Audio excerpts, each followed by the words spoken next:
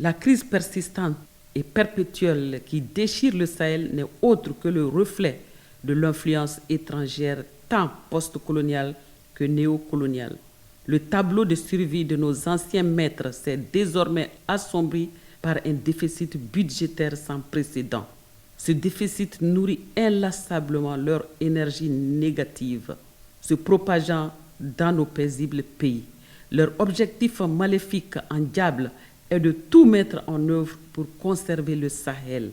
Nos anciens partenaires, déjà aux abords du désespoir, nous forcent à payer le prix de leur déclin.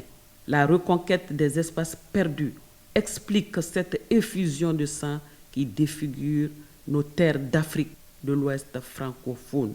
Unissons-nous, peuple de l'AES.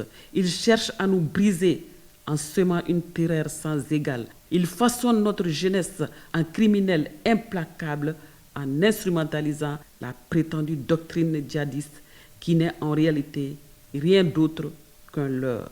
Ces malheureux enfants affamés de pouvoir et d'illusions sont nourris de drogue, d'alcool et d'armes. Leur soif de violence ne connaît aucune limite. Ils installent la terreur tandis que leurs sponsors dissimulés dans l'ombre propagent leur propagande sur les réseaux sociaux, participant à une guerre médiatique sans fin. L'extrémisme violent dénature notre quotidien dans nos villes et dans nos villages. L'Afrique souffre, victime de cette haine qu'on nous a imposée, héritage des puissances occidentales qui comptent encore sur les résolutions de 1885. Leur objectif, diviser notre continent pour mieux régner, alimentant ainsi l'extrémisme à travers toute l'Afrique.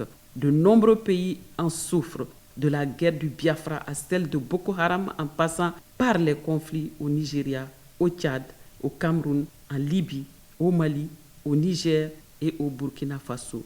Oui, au cœur du Sahel, la prolifération des sectes terroristes armées trouve ses racines dans ces idéaux anciens. Réveillons-nous, peuple d'Afrique.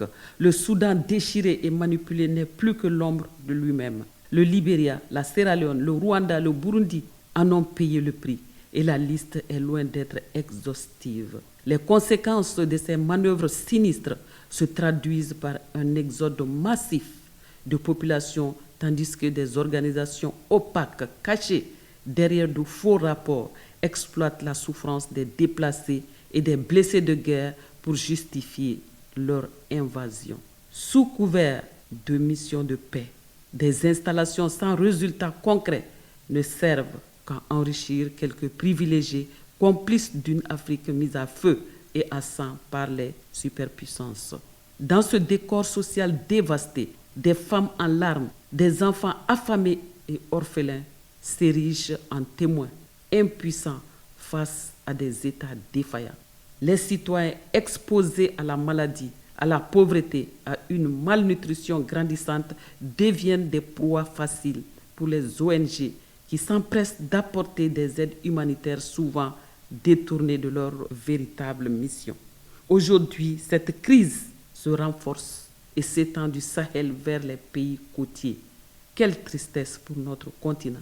Des foyers de tension, des horreurs soutenues par des nations lointaines nous vamporisent comme si cela ne suffisait pas.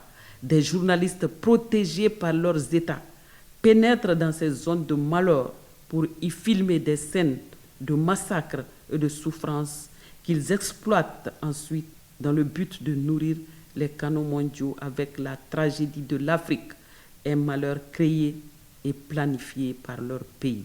Peuple de l'AES, soutenons nos dirigeants dans la lutte pour redonner à notre Afrique, mère nourricière du monde, toute la dignité et la fierté qu'elle mérite.